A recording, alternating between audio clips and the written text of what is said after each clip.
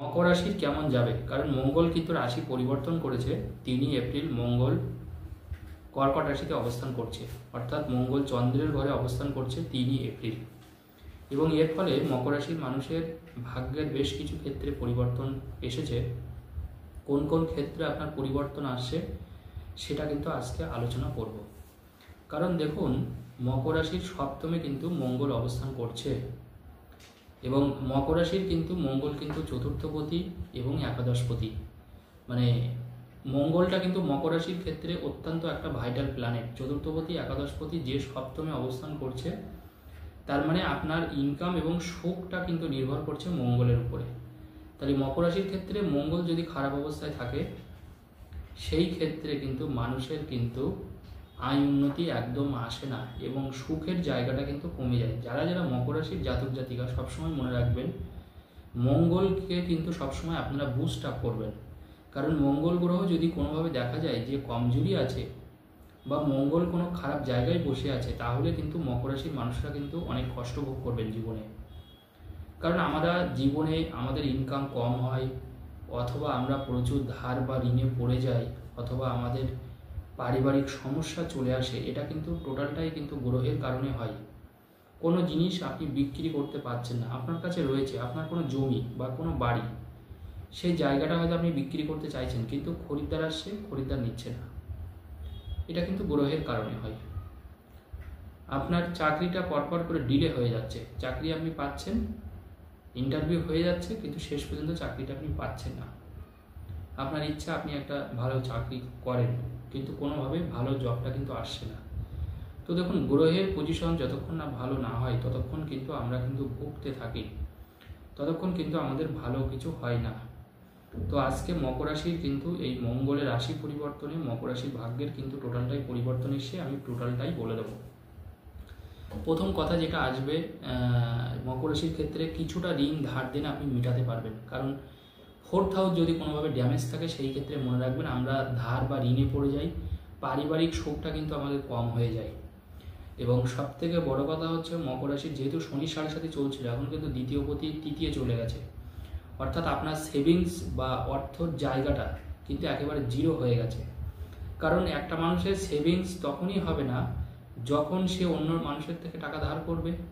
তাহলে দেখুন, মকর রাশির ক্ষেত্রে দ্বিতীয় পতি তৃতীয় চলে গেছে, চতুর্থ পতি সপ্তমে গেছে, সপ্তমী থেকে সে কিন্তু আপনার রাশিকে দেখছে। তাহলে স্বাভাবিকভাবে মকর রাশির মানুষের আমি এইটুকু বলতে পারি, পারিবারিক সুখটা যেমন এবার আপনি পেয়ে যাবেন এই মঙ্গলের রাশি পরিবর্তনে, ঠিক তেমনিভাবে আপনি এক্সট্রা কিছু টাকা জমাতেও পারবেন। এবং যদি আপনার কোনো ধার ঋণ বা থাকে, সেই জায়গায় কিন্তু এবার কিন্তু একটা সলিউশন আসবে, অর্থাৎ আপনি ঋণটা পার্মানেন্টলি কিন্তু শোধ করতে পারবেন। কর্মক্ষেত্রে ইনকামের জায়গা, আয়ের জায়গায় কিন্তু বেশ কিছু পরিবর্তন আসছে আপনার।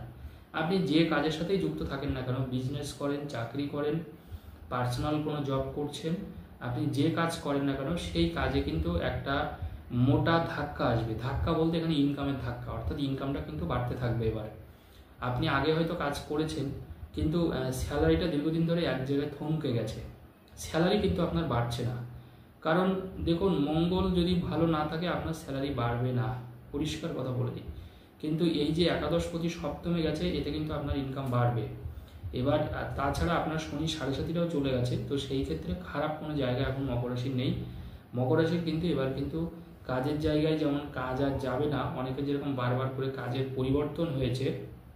কারণ আমি প্রচুর মকর রাশির হরস্কোপ বিচার করেছি এর মধ্যে, তো দেখেছি তাদের কিন্তু ম্যাক্সিমাম জায়গাটাই কিন্তু কর্মের সমস্যা তাদের কিন্তু পড়েছে, কর্মের সমস্যা এবং টাকা পয়সার সমস্যা। এই দুটো সমস্যা কিন্তু সব থেকে বেশি। তারপরে বাদ বাকিটা হচ্ছে ফ্যামিলিগত সমস্যা, স্বামী স্ত্রীর সমস্যা। তো মকর রাশির ক্ষেত্রে আমি এটুকু বলতে চাই যে আর কোনো অসুবিধা আপনার হবে না, এবং এই সময় কিন্তু আপনার কাজটাও ভালো থাকবে এবং আপনি ইনকামের জায়গায় একটা স্বাচ্ছন্দ্য বোধ করবেন। অর্থাৎ পরিশ্রমের মূল্যটা এবার আপনি একটু হলেও পাবেন। দীর্ঘদিন ধরে যেটা আপনি পাচ্ছেন না, এবার কিন্তু পরিশ্রমের মূল্যটা আপনি পাবেন। এবং কোম্পানি বা মালিক কিন্তু আপনাকে ডেকে নেবে। সব থেকে বড় কথা হচ্ছে কোম্পানি বা মালিক আপনাকে ডাকবে। এবার একটা কথা মনে রাখতে হবে, এই মঙ্গলটা কিন্তু এখন নিচস্থ হয়ে গেছে। যেহেতু মঙ্গল হচ্ছে কর্কট রাশিতে নিচস্থ, কিন্তু এই মঙ্গল কিন্তু এখন নিচস্থ। এই মঙ্গল নিচস্থ থাকার কারণে কিন্তু আপনার ক্ষেত্রে কিন্তু মাঝে মাঝে কিন্তু একটু মাথা গরম হওয়ার টেন্ডেন্সি থাকবে। বা আপনার নামে মালিকের কাছে কেউ ভুলভাল কিছু বলতে পারে, মালিক হয়তো আপনাকে ভুল বুঝলো আপনি যেখানে কাজ করছেন, বা কলিগদের সাথে একটা ভুল বোঝাবুঝি তৈরি হলো, বন্ধুদের সাথে একটা ভুল বোঝাবুঝি তৈরি হলো। তো এই সময়টাই মনে রাখবেন, অন্যের ফাঁদে পা দেবেন না, কে কি বললো সেই দিকটা খেয়াল রাখবেন না, আপনি আপনার নিজের মতো করে কাজ করে যাবেন।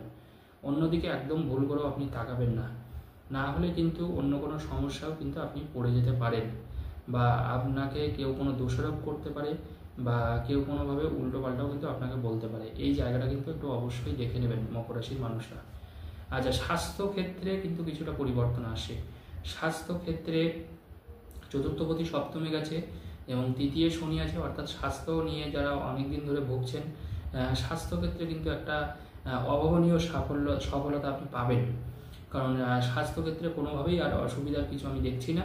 এবং যারা যারা দীর্ঘদিন ধরে মানে ওষুধের উপরে ডিপেন্ড করছিলেন বা হসপিটালে ভর্তি আছেন, কোনোভাবেই সারছে না, প্রচুর টাকার মাস গেলে ওষুধের পিছনে খরচ হয়ে যাচ্ছে, তারা কিন্তু অনেকটা মুক্তি পাবেন এই ধরনের দুরারোগ্য ব্যাধি থেকে, অর্থাৎ ভালো ট্রিটমেন্ট পাবেন।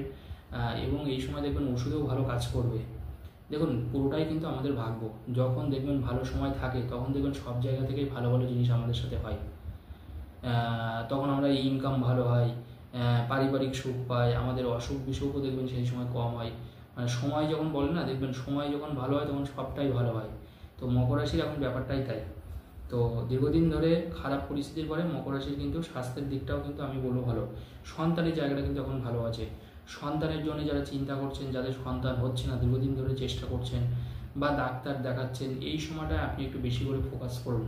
কারণ পঞ্চমে বৃহস্পতি আছে, এই সময় কিন্তু সন্তানের জায়গায় কিন্তু কোনো অসুবিধা হওয়ার কথা না। এবং মাতৃত্বের স্বাদ অবশ্যই মায়েরা অনুভব করবেন, যারা মকর রাশির মায়েরা আছেন।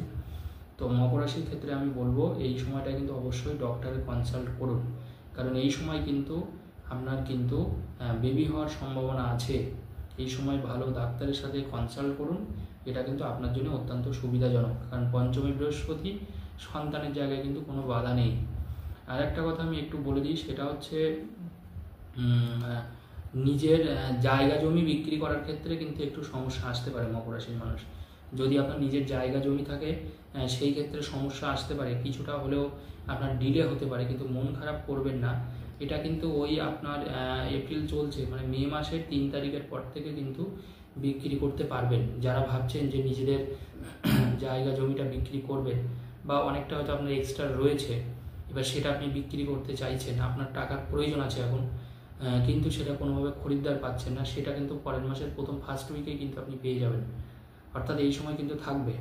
আর এই সময় চেষ্টা করবেন, যেহেতু মঙ্গলটা ডাউন আছে, সেই জন্যে মানে মঙ্গলের জন্যে, মঙ্গলকে বুস্ট আপ করার জন্য মঙ্গল গ্রহের মন্ত্রই আপনি জপ করতে পারেন, ওম হুম শ্রী মঙ্গলায়। আমি প্রত্যেকটা ভিডিওতে বলে দিই, বিশেষ করে মঙ্গলের এটা, ওম হুম শ্রী মঙ্গলায় আপনি এই মন্ত্র 108 বার করে রাতে ঘুমাতে যাওয়ার আগে জপ করুন, বা দিনের বেলায় স্নান করার পরে পুজো করার সময় আপনি ওম হুম শ্রী মঙ্গলায় এটা আপনি বলুন। তাতে করে কিন্তু দেখা যাবে যে আপনার মঙ্গলের জায়গা কিন্তু বুস্ট আপ হবে। আর আগুন থেকে সাবধানে থাকতে হবে, এটা মনে রাখবেন, কারণ মঙ্গলটা নিজস্ব আছে, এটা সবার ক্ষেত্রের জন্যই আমি বলেছি। কারণ মঙ্গলের দৃষ্টি যেহেতু আপনার রাশিতে আছে, ডাইরেক্ট সপ্তম দৃষ্টি, পূর্ণ দৃষ্টি, সেই ক্ষেত্রে মাথা গরম কিন্তু একদম চলবে না। যোগা বা প্রাণায়াম আপনি করতে পারেন, শিবের মন্ত্র জপ করতে পারেন, খুব ভালো কাজ হয়। মঙ্গল দেবতা অত্যন্ত খুশি হয়। শিবের মন্ত্র জপ করতে পারেন মঙ্গল গ্রহকে বুস্ট আপ করার জন্যে, তাহলে কিন্তু জিনিসটা কিন্তু ভালো হবে। আর মকর রাশির ক্ষেত্রে সেটা হচ্ছে পছন্দের কোনো কাজ পাওয়া, পছন্দের কোনো চাকরি পাওয়া। দেখুন, আমরা তো কাজ করি, কিন্তু অনেক ক্ষেত্রে আমরা পছন্দের কাজ পাই না, মানে করতে হয় তাই করি, সত্যি কথা বলতে এটা অনেক মানুষের কিন্তু সমস্যা। এবং তারা তো খোঁজ করেন, কিন্তু হয়তো ঠিকভাবে পেয়ে ওঠেন না। যারা পছন্দের জবের কথা ভাবছেন, পছন্দের চাকরির কথা ভাবছেন, কোনো স্পেশালাইজেশন যদি আপনার এই মুহূর্তে থেকে থাকে, তাহলেও চেষ্টা আপনি করতেই পারেন। আপনি নেক্সট মাসের মধ্যে, আমি আশা রাখি 15 তারিখের মধ্যে কিন্তু কিছু না কিছু ভালো কিছু আপনি অবশ্যই পাবেন। কারণ আপনার চতুর্থে রবি ঢুকবে 15 তারিখে।